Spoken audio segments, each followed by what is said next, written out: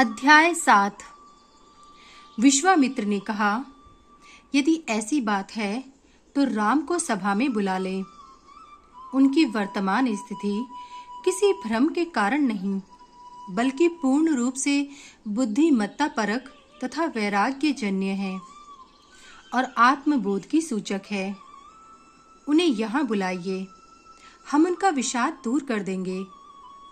वाल्मीकि ने कहा, तब राजा दशरथ ने अपने सचिव से कहा कि राम को सभा में ले आएं।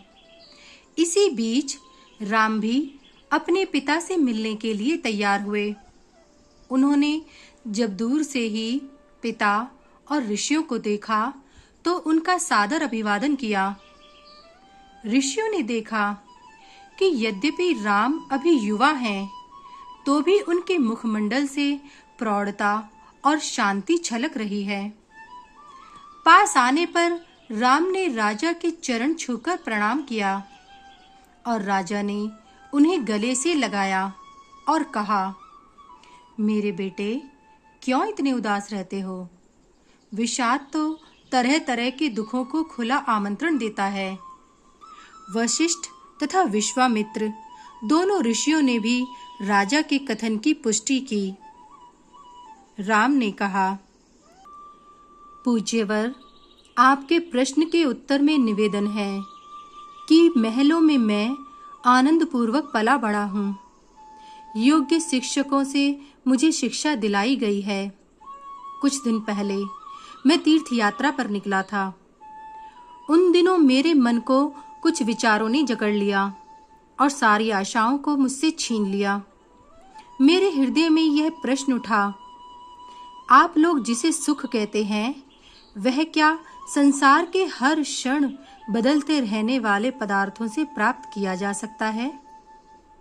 सबसे बड़ा दुख तो यह है कि हर प्राणी इस संसार में जन्म लेता है और मरता है, मरता है और जन्म लेता है। हर क्षण बदलने वाली ये परिस्थितियां ही दुखों और पापों का मूल है। मुझे इनमें कुछ सार नहीं दिखाई देता। जिन लोगों का परस्पर कोई संबंध नहीं होता, वे एक साथ हो लेते हैं और आपस में नाता जोड़ लेते हैं। इस संसार के हर वस्तु का संबंध मन से बल्कि मनोदशा से होता है। ध्यान से देखें तो मन भी असत प्रतीत होता है, परंतु हम उसी पर मुग्ध हैं। लगता है कि हम अपनी मृग तृष्णा बुझाने और जल की प्राप्ति के लिए रेगिस्तान में मरीचिका के पीछे दौड़े चले जा रहे हैं।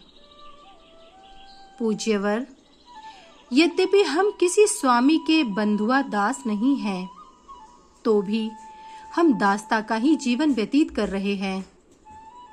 स्वतंत्रता नाम को प्राप्त नहीं, हम सत्य से अनभिज्ञ नहीं।